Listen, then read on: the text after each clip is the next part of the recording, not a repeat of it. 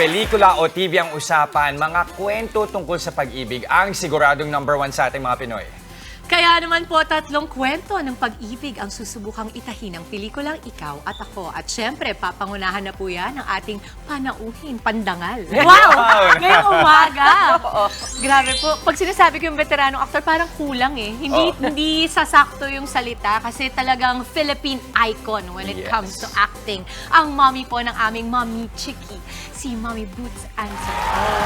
Good morning! Good morning po! Thank you very much for having me. Welcome po sa At show. natutuwa ako dito na sa set ninyo, ako'y kinikilala nyo bilang Mami ni Chiki. I'm honored. Why does it matter? Yung wala. Umpisa natin doon. Pero hindi naman laglagan portion ito. Oo, hindi naman. Pwede rin po, pwede naman. Ready naman po din kami. Ito yung mga things you don't know about Chiki. Yung walang segment natin. That I am now so proud of. Yeah. Okay. Si Chiki, kung meron tayong bang game na pinaka, siya yun. Pinaka... Ito na, manda ka. Kapit ka. Sure, tama itong ginawa natin. Pangalawang question lang yan, pinaka-expressive kung tawagin. Euphemism yun for madaldal. Yun. At napagkakakitaan naman po. Good job. Pinaka-malikot. Pinaka-marunong sa mga anak namin. Pero hindi niya, she doesn't flaunt it. No? Hindi niya pinangangalantakan. Lalim yun, ha? Pinangangalantakan yung dunong niya. Kasi ito, lahat ng levels ng school, merong graduated with honors or at least Amazing, dean's Mama. list. Tama na. That's so cute. Can I just say how we are so graced with so much beauty this morning with the two of you here. Yes. Because, diba, Mama Chiki, I always tell you that the face and the presence of Mommy Boots, I always remember from way back we would do Maalaala Mo Kaya. She was always very gracious. And wow, do we all want that, pero hindi ko talaga kaya. Look at her sitting like this. Yes, so primitive. Diba? Ako nagpapanggap lang naman sa totoo buhay. Hindi ako kasing poised as Mommy Boots. What's the best thing about having her as a mom? I think it's because we see how everybody else tells me that she inspires you, all of these things, it becomes, lalo kung tuloy nararamdaman na parang ang swerte ko pala. Kasi kung gano'n ang epekto nyo sa napakaraming tao, isang tawag lang sa akin, or siya pa, yung parang she's so available to me, I guess I take it for granted. And it's yun, parang I think, as time goes by, mas lalo mo nabibigyan ng kahalagahan yun. Katunayan nga kanina pagdating po ni Mommy Boots na dito, nag-hi siya. Tapos sinabi niya pangalan ko, Gusto ko na maglupasay sa saya. I was just so kilig.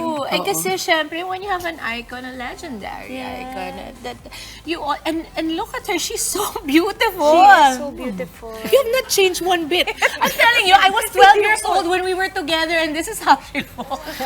Ito yung tinatawag nilang kinula sa detergent. How do you how do you retain that kind of beauty in life? Mabait ang Diyos. No, I don't use soap. Ano lang ako, cleansing cream and yung toning, yung tonic. Yun lang. Well, So beautiful. ano lang. And Tsaka, also, I think yung positivity. that helps a lot. Tsaka, you can see that kay Chiki also. Lahat kami, wala kaming problema. Siguro yung nasa jeans, yung main content, o gano'n. And I think the attitude has to do with it. No? Yeah, kasi di ba nakulong ka sa elevator kanina, pero nandito ka, ang ganda mo pa rin. Di ba parang hindi na stress eh? Sabi ni Ate Chiki, dyan ko talaga nakuha yung pagiging ganyan. I think, feeling ko sobrang sanay na kasi sila sa mga ganong mga kaganapan. Kaya wala lang sa na-handle nila kanila. na maayos. Kaya yung papunta rito nga sa elevator, I had to transfer to the service elevator. No? Sira yung dalawa dun sa 3 elevators. Kasama ko yung mga janitors, yung mga panglinis. Yan yung pinaka kaya kahit sinong kasama niya, parang wala lang. Parang, I think that natumbok yung parang one of the things that are most unique about But her marunong talaga siya makisama talaga. No, kwentuhan mo naman kami, Mommy Boots, dito sa natin, itong ang tawag dito.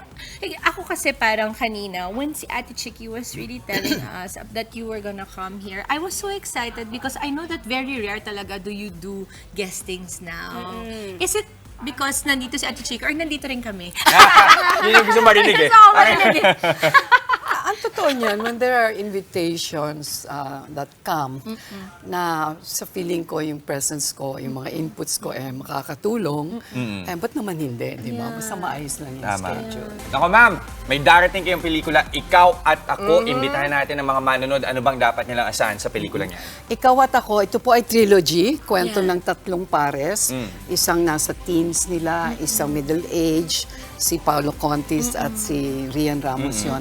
At isang nasa autumn or winter of our lives, mga senior, si Ronaldo Valdez at ako. Oo. At ang particular story namin ni Ronaldo ay kung paano tinalakay yung pagiging Alzheimer's patient ko and how his love and care help mitigate yung aking sakit. Sige, babalik na lang si Ma'am Boots kasi wala na tayo na pag-usapan. Naubos yung oras. Kasi na tayo ng Ay, kasi love ka niya. Ang dami niya gustong ikwento. Ikwento, about yung oo. Pero muli, kailan po ang Ikaw at Ako? Ipapalabas ito sa December December 6. Oo. So we have our premiere tomorrow. And ito sa direksyon ni Reggie Del Carmen. At gusto kong batiin ang first-time producer nito, si Ma'am Lexi, na artista, hindi na itsura. But she has been very kind. And this is distributed by Viva Productions. Alright, abangan po natin yan. December 6, Ikaw at Ako. Maraming salamat po sa pagbisita sa amin. Boots Anson Roa. My Thank you, pleasure. thank you. Mga kapatid, Justin Quirino po. Masayang kwentuhan at makapulahang informasyon ang hatid namin tuwing umaga. Kaya't mag-subscribe na at mag-follow sa social media pages ng News 5.